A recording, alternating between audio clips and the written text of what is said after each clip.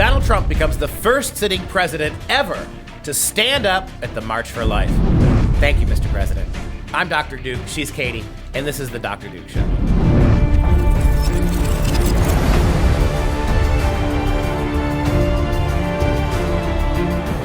Hello, everyone, and welcome to the Dr. Duke Show, the one and only program that keeps you educated on the craziness impacting K-12 classrooms and college campuses around the world. Today, we're taking a look at the support for late-term abortions from college students and why that's happening. Plus, the University of California, Santa Barbara is training sexperts for their dorms. But we start in our nation's capital, where Donald Trump has become the first president to speak at the March for Life rally. Young people are the heart of the March for Life. And it's your generation that is making America the pro-family, pro-life nation. Boy, what President Trump did really calcifies the distinction between what's going on with progressives and what's going on with conservatives. Progressives, as we've seen show after show after show, progressives are sexualizing kids. They are giving kids amoral attitudes towards sex. They're, as we'll see in a story coming up in a few moments, they've trained young people to believe that abortion is some kind of a wonderful, life-affirming thing. And there's Donald Trump standing up and pointing out the obvious truth. The source, the strength of the pro-life movement in America today actually is our younger kids, right? So on the one hand, you've got the radical left who's sexualizing and using the young as tools for their politics, their political machine. On the other hand, you've got the recognition of this president that the pro-life movement is now thriving in younger generations. What a contrast that is. And what's really cool to see is I had various people I saw, on social media from all over the country who these kids, these high school students, got in a bus and drove all the way out to the Capitol to March for Life. And that's in stark contrast to my generation, the millennial generation, because who was the president when a lot of these kids were coming of age, Barack Obama, compared to these kids are coming of age with President Trump. And it's stark contrast. One hates life, and now finally we have the next generation who actually appreciates what life really means. And that contrast is even starker because the week before, you had the Women's March, right? Yes. And it was the lowest attended Women's March in the 4 years that you've had it.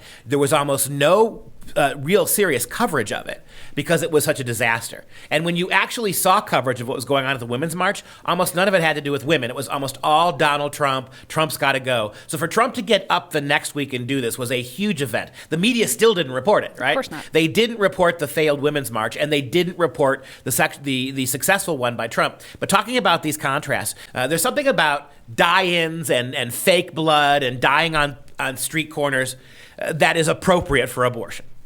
That kind of vulgar, trashy behavior. On the other hand, you look at what happened in the March for Life, and it was a tremendous amount of respect for life, tremendous amount of respect and support. It was a serious, but it was a lighthearted. It was an intense, but somehow a communal event. It was very well done. And Donald Trump, I think he may have given the best speech. The last two speeches we've got from Donald Trump, he killed it at the United Nations. When he stood up at the United Nations a week ago and talked about the role of free markets and how we're not going to succumb to globalism, looked in the eye of the globalist United Nations, and as a happy warrior told them, look, stop doing what you're doing with your globalism. You're all going broke. How about what we're doing? I think what he said about abortion was as good or better than that. So he's on a major role here. Maybe they should impeach him. I was going to say, maybe they should impeach him for 4 consecutive years, but they kind of have been, right? Well, Nancy Pelosi already said he'll be impeached forever. And as soon as, even if you quit him here, we're going to start impeachment programs all over again. Roll it. Roll it. It seems to work. It does. It fires him up. It fires him up. It definitely does. And it shows just a stark contrast between, obviously, it's 2020 and the election and everything coming up. For this, though, to be the first president to have gone to the March for Life says exactly everything that we've gone through the past 10, 15, 20 years. But for now, for President Trump to finally stand up, yes, it's an election year, but it's more insightful, even though who knows what's going to come November, to see that he maybe impacted and inspired thousands of kids who were in that audience to be able to see a sitting president who actually cares about life. Well, through his work with Charlie Kirk and through his work with a number of organizations, this president seems to be more dialed in to younger generations. And I think, one of the things that's going to surprise people in November of this year is how many of these young voices that vote are going to defy the traditional demographic of liberal kids, the younger, the more liberal. I think you're going to see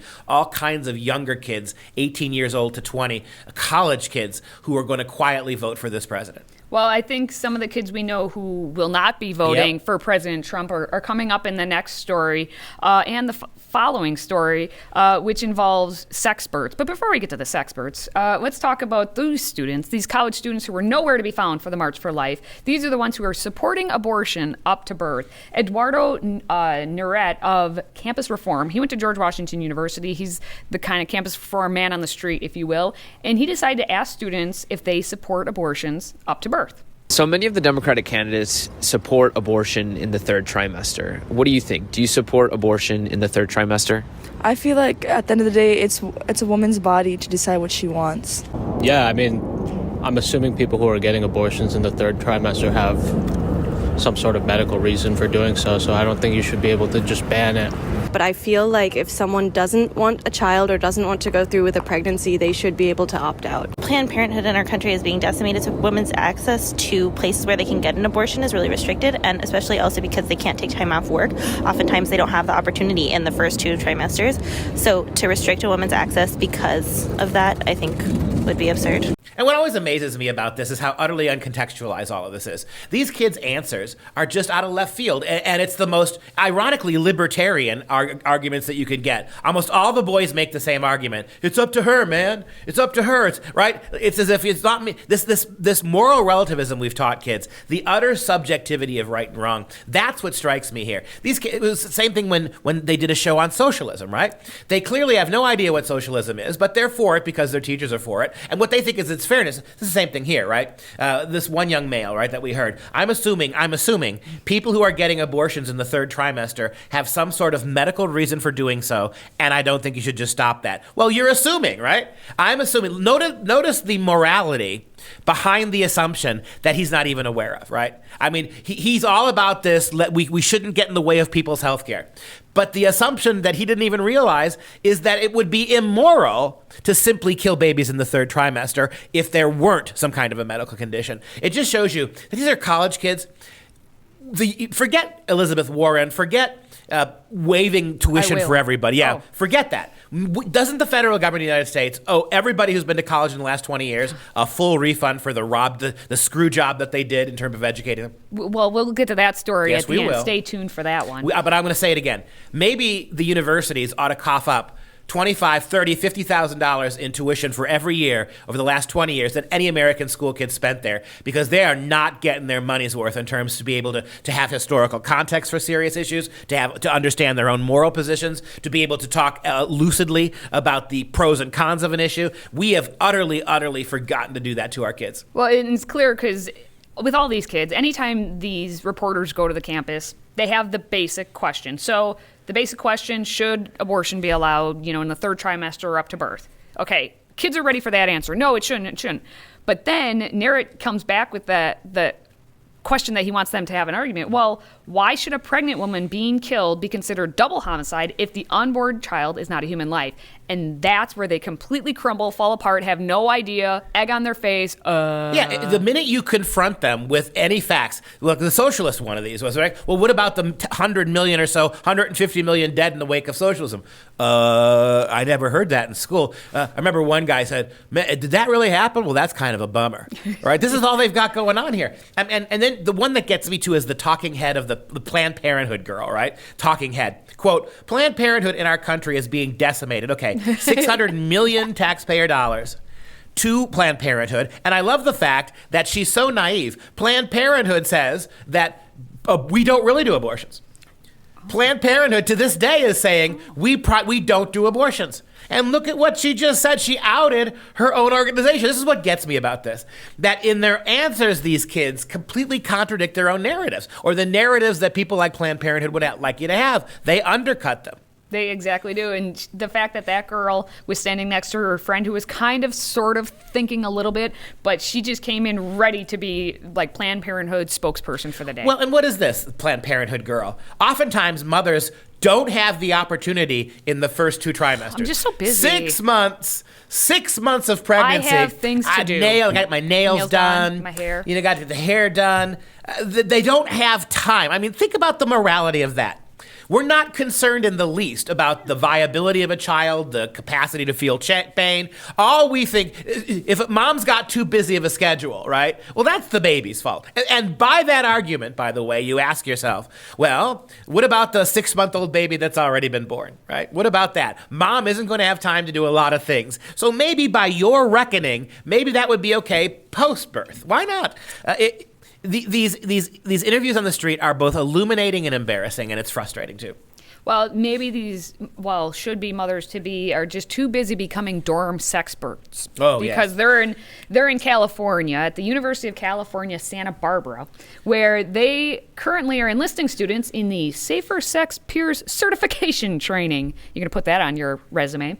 It's run by the UCSB Department of Health and Wellness, and of course, it's funded through student fees. Yep. And so they have this Safer Sex Peers Certification Training, and the training is going to encourage the student how to become a sexpert at your residence hall. And you get free contraceptives to hand out for everybody. You do. Well, they're not free. You get a free one. How are they free when you just paid for them? Free one. That's like you holding a condom event, and you charge me $20 at the door. I pay the $20, and you give me $10 of condoms back when I leave, and you call them free condoms. And you probably don't need that many. Anyway. But in that situation, at the very least, I would have known what I'm paying for, yes, unlike the student fees you have to pay for this garbage. And my favorite is sexperts will be taught about communication, gender, so communication, gender, pleasure, sex toys, sexuality, STIs, hormonal contraception, and barrier methods, okay? So as you can see, this is not just a biology class, right? These sexperts are not primarily talking about physiological and biological sex. They're talking about attitudes, they're talking about ideas, they're talking about feelings, and I'm sorry, I've taught these college kids for 25 years. The one thing you can't do is pluck a 20-year-old college kid and then give her a week of sexpert training and then turn her loose in her dorm. No, not a week. That implies maybe 7 days of something. This is 4 hours. 4 hours. Over 2 days. That's the initial training, though, because they have continuing education each quarter. And this additional 1 hour training, the current one, the one coming up next, is on kink, BDSM, and sex toys. And it's required. It's required to keep your license, your sexpertification, right? Yeah. And so kink, right? Let me give you a hint. If you're engaging in kinky forms of sex, it's probably somewhat dangerous. If you're tying somebody up with ropes and burning candle wax on their nuggets, then there's probably little piece of advice to the sexperts out there. Hot candle wax on your junk is probably verboten. But I promise you, because they're teaching it in the context of kink and BDSM, there will be no moral judgment about the behavior. So just so everyone knows, this safer sex thing just rolled out in 2019, but realistically, ask any of your college kids, this has been going on for decades now. So the fact that this has been going on for decades and we still haven't figured out, let's just throw kink in there. That's what they're doing. I had a situation, I've told this story before, we'll end the segment with this. I had a kid who was ROTC, good kid, young man, about 5 years ago, and he was a dorm RA, right? And so he tells the story about how he went back to school in August, a week before classes began, because he had to get ready to oversee the dorms, his entire floor. And he was given, that weekend before classes start, he was given what was supposed to be a year's worth of morning after abortion pill, right? So for his dorm, the 30 or 40 people on his floor, he was given the first day of his training, he was given enough morning after abortion pills that should theoretically have lasted all year long. Anybody in the dorm, male or female, could have come to him and asked for a morning after abortion pill, and it would have been handed to them free of charge, right? Well, he told me that he gave them all away after the first weekend the kids were back on campus in August. The first weekend. Wow. Yep. And Well, that's why you're paying so much money for college, as our next story will suggest. Oh, Elizabeth Warren, Pocahontas herself. We want to end on a positive note today, so let's talk about how a dad in Grimes, Iowa, stood up to Elizabeth Warren about student loan debt. Hello here. I just want to ask one question. My daughter's getting out of school. I've saved all my money. She doesn't have any student loans. Am I going to get my money back? Of course not. So you're going to pay for people who didn't save any money, and those of us who did the right thing get screwed. No, it's not even like that's screwed. Of course we did. My buddy had fun, bought a car, went on vacations. I saved my money. He made more than I did. But I worked a double shift, worked extra. My daughter works, she was 10. So you're laughing at it. Yeah, that's exactly what you're doing. We did the right thing, and we get screwed. I appreciate That's all right. This is really kind of an interesting story, and it suggests something that these progressives don't care about fairness. They know that if they waive student loan debt for those kids in college right now and for the last 15 years, they're going to get their vote. Oh, absolutely. And for every one kid who paid his own way, for every one kid who worked already to pay off her loans, you're out of luck, right? They're not interested in you. They can't give you that reward, so they're willing to bank on the... And this is where the federal government being involved in student loans has really hurt us, because now all these kids, the number of kids who have student loans versus the number who don't go to college, it's got to be 100 to 1. Got to be 50 to 1, right? Which is to say that the Democrats rightly understand that the vast majority of this demographic, these college kids, will be given a tax break, have debt written off, and most of the rest of them won't. Yes, and according to Warren's plan, because she has a plan for everything, she wants to cancel student loan debt. If your income, they can cancel up to $50,000 worth of student debt if your income is under $100,000 for your family. Okay, so that would be a lot of people. A substantial debt cancellation will be for those earning between $100,000 and $250,000. But then if your family earns more than $250,000, you are SOL, out of luck, because they want to put a tax onto those who are worth $50 million or more, and that's how we can pay for it. Yeah, you're going to tax the people who make $250,000 a year or more to pay for your $30 trillion health care bill. Yes. There's not going to be much left over for reimbursing this. But why not do this? If you were really serious about trying to be equitous, why don't you, instead of paying back or waiving the debt, why don't you just exempt college kids, all of them, not just the ones with loans? You get a college degree, right? Here's what we're going to do. We're going to exempt you from paying income tax for the next 15 years. Ooh. Hit the federal government where they live. Stop erasing the bank's money and start investing your own government money. What if you, because this way every kid would be included, right? Hey, you worked hard and got a college degree without taking out loans. I did. I didn't. I had to take out 6 years of loans to get a 4-year degree because I'm a slacker, wise-ass loser, right? But why not help both of us, the slacker, wise-ass loser who got his degree and the hardworking nerd, right? Why not treat us both the same way? And so for 15 years to 20 years, and we'll do it this way. If you've got $100,000 or less of student loans, we'll exempt you for 15 years from paying any income tax at all. If you've got between $100,000 and $200,000 of student loan debt, then for 30 years we'll exempt you from having to pay any taxes at all. And do I want this to happen? No. Absolutely not. It's stupid. But it's smarter than the stupid thing they've come up with, and it would be more equitable too. Yeah, well, all that money that they're going to try and get is actually going to be going to all the reparations that Elizabeth Warren is in favor of, because reparations for, slavery that was not any time in this lifetime for kids, that we can pay for and go back in time. But the ones who actually paid off their loans, they can't. Here's what we should do. We should dig up, and this is going to sound a little kitschy, but we should dig up the graves of everybody who could actually seriously require reparations and put a check put it right on top of their coffin. And see if it gets cashed. Right? And that slavery is a horrible thing. There was a time in which after the Civil War, and perhaps through the 19-teens, where you could have done something like this. But to do this retrospectively over 150 years ago now. Yeah. And that begs another question. Do my Italian immigrant grandparents who came here and experienced all sorts of discrimination, Irish American families who came here, why are you limiting this to, and then we've already heard, yep, I know skin color, but we've already heard that we have to start doing reparations for trans people. Oh, this is true. And that's not skin color, this, right?